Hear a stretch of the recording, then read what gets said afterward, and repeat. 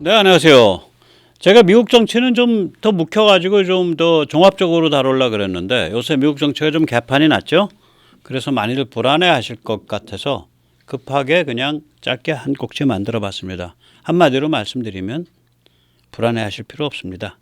예, 트럼프 방식의 그런 고립주의 그거 못합니다. 트럼프가 당선되든 안 되든 못합니다.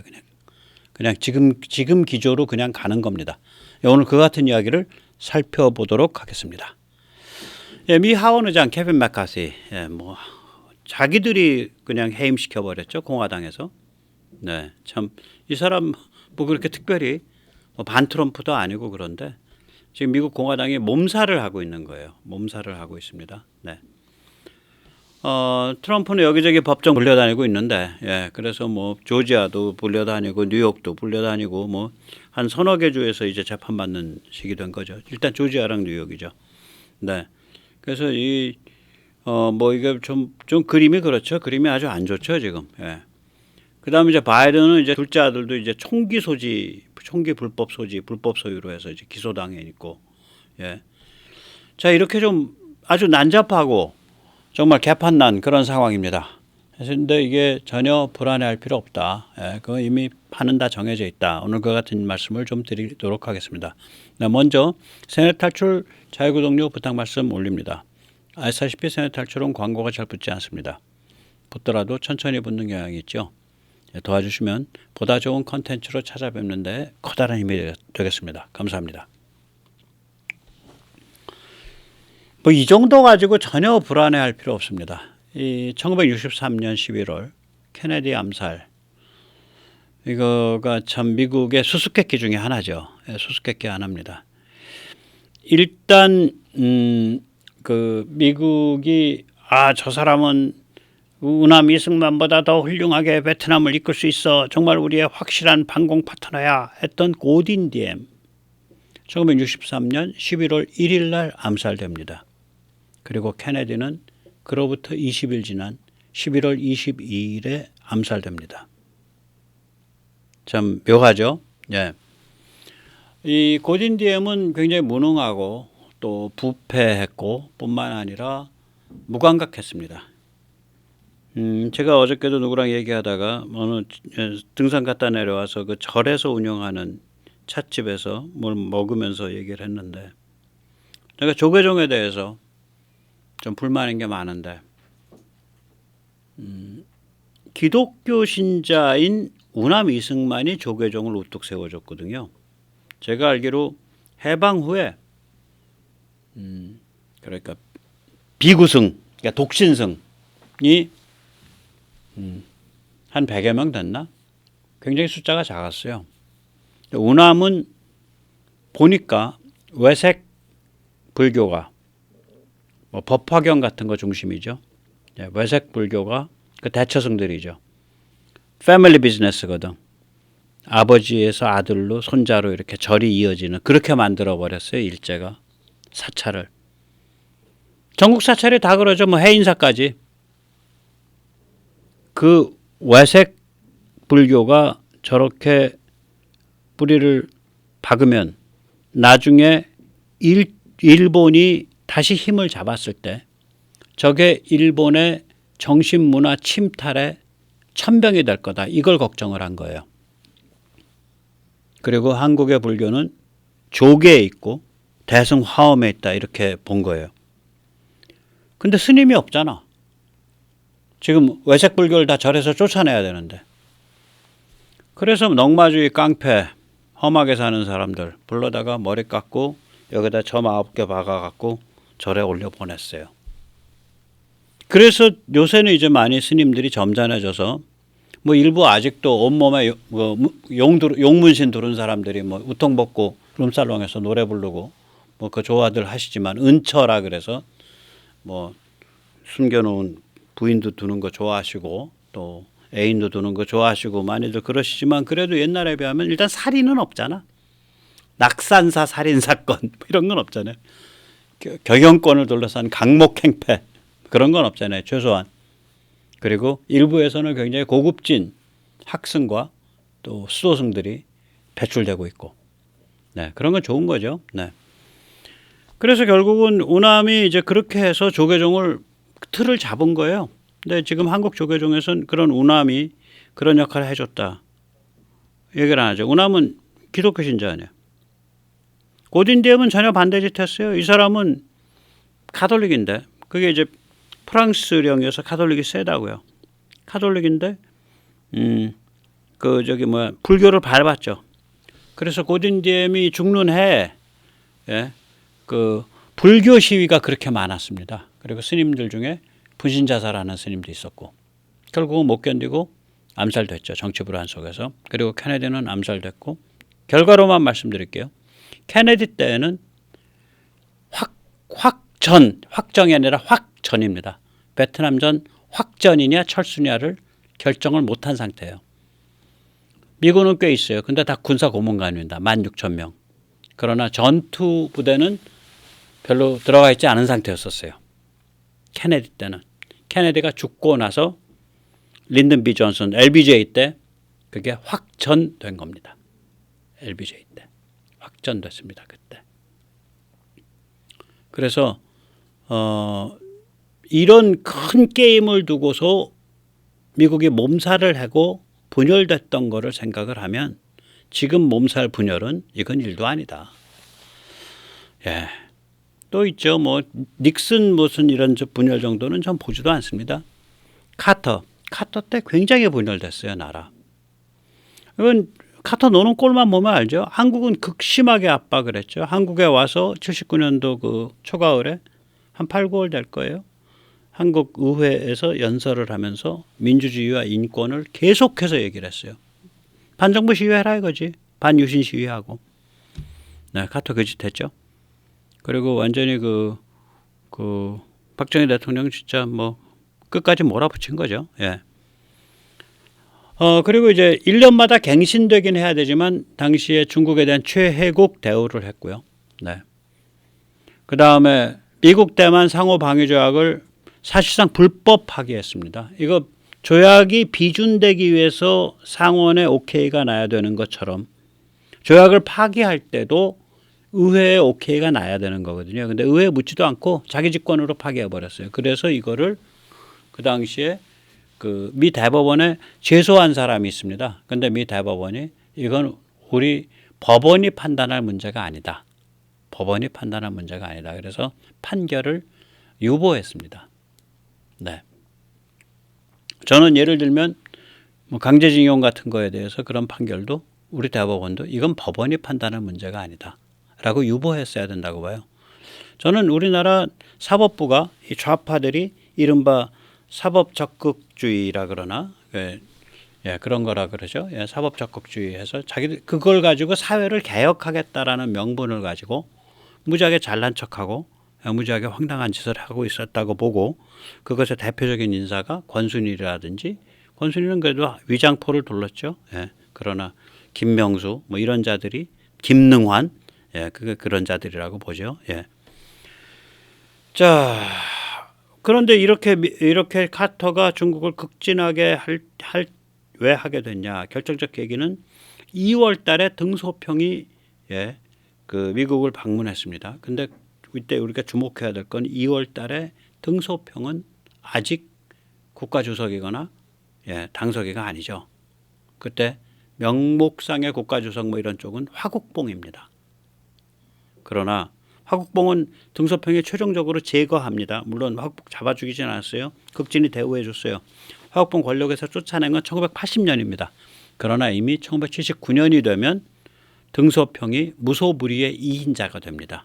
78년 말에는. 그래서 지금 이 사진 아래 두 사진이 저 이상한 그 로데오 모자까지 뒤집어 쓴 저 사진, 또 왼쪽 사진 저게 79년도 2월 달 사진이고요. 79년도 2월 달에 화국봉을 바지를 만들어 놓고 실권을 장악한 상태였기 때문에 이미 등소평이 미국을 방문해서 카터랑 저렇게 정답게 얘기를 하고, 카터가 그 후에 연달아 중국에 대한 최혜국 대우를 해주고, 또 미국 대만 상호 방위 조약을 뭐 파기할 수 있어요. 파기할 수 있는데 절차는 거쳐야지. 그걸 서둘러서 의회 동의도 없이 불법적으로 파기하고 뭐 저런 아주 황당한 인간입니다. 자, 저런 인간이 저런 뭐 좀 황당한 인간이 미국 대통령직을 하고 계셨어도 나라가 안 망했습니다. 예, 그리고 꿋꿋하게 가고 그 다음에 예, 대통령 선거에서 레이간이 돼서 오히려 더 잘 됐어요.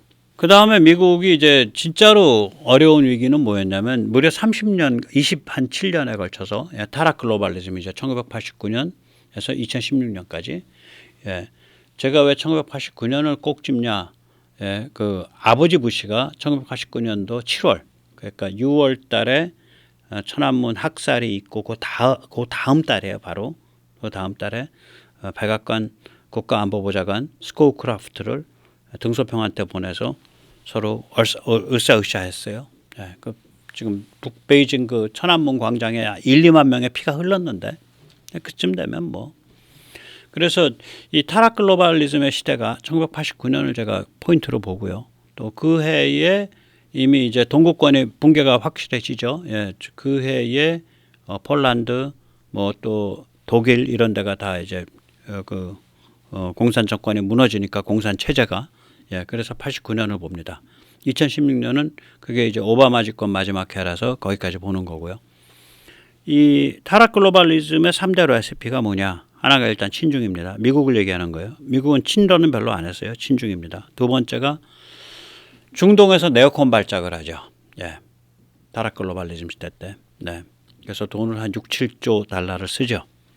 그 다음에 이 타락 글로벌 시대 때는 이 공화국으로서의 국가를 약화시키고 사람들의 기강을 떨어뜨리겠다라고 이 사회의 초상류층들이 스크럼 짜고 뭐 WEF 같은 데 모여가지고 한마디로 G로를 떨었습니다. 예, 그래가지고 4대 말살 해체주의가 사회의 일반적 담론이 되는 거죠. 남녀 성구분, 즉 젠더 말살. 그 다음에 역사 뒤집어가지고 죄책감 강요하는 역사 말살. 그 다음에 진실 존중 그런 거 없다. 진실이란 존재하지 않는다.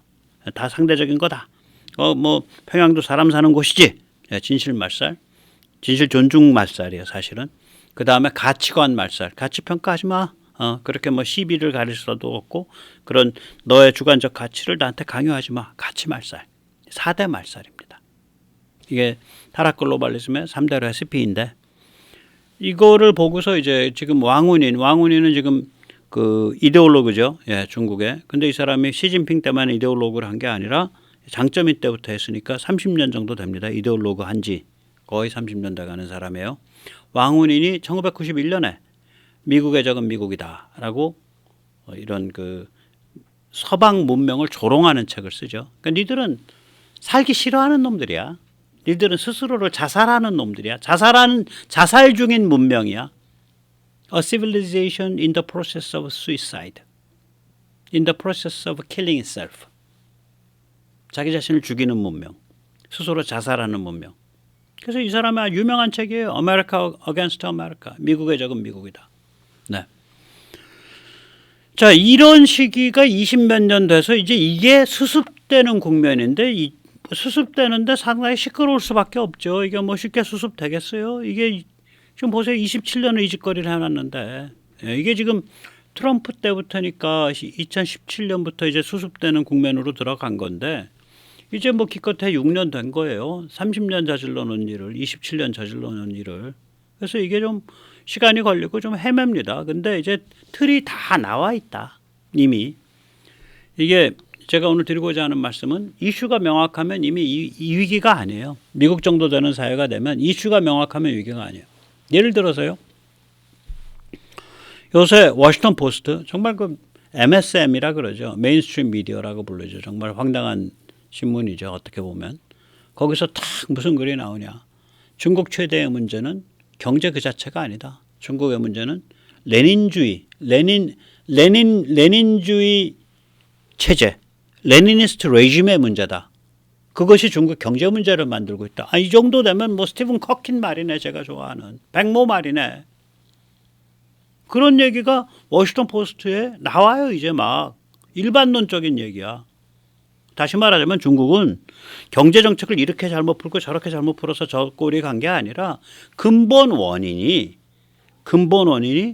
어떤 대가를 지불하고라도 국가에 대한 당의 지배력을 단 0.0001mm도 약화시킬 수 없다라는 그 극악한 레닌주의 당국가 체제라는 데 있다. 이거거든요.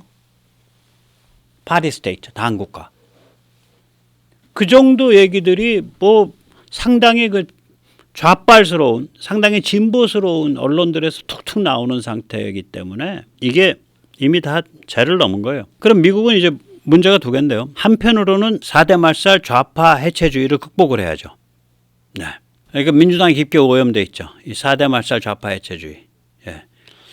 불과 한 7, 8년 전까지만 해도 민주당은 타락 글로벌리즘과 뭐 그러니까 트럼프 때 민주당 얘기하는 거예요. 타락 글로벌리즘과 4대 말살 좌파 해체주의죠. 왜냐하면 트럼프 때 민주당은 그 트럼프의 반중에 극도로 반대했으니까. 예, 타락 글로벌리즘과 4대 말살 좌파 해체주의를 했었죠. 트럼프 때의 공화당은 트럼프는 고립주의의 뭐 도덕적 보수주의죠. 이게 이제 트럼프 때 구도예요, 위가 이게.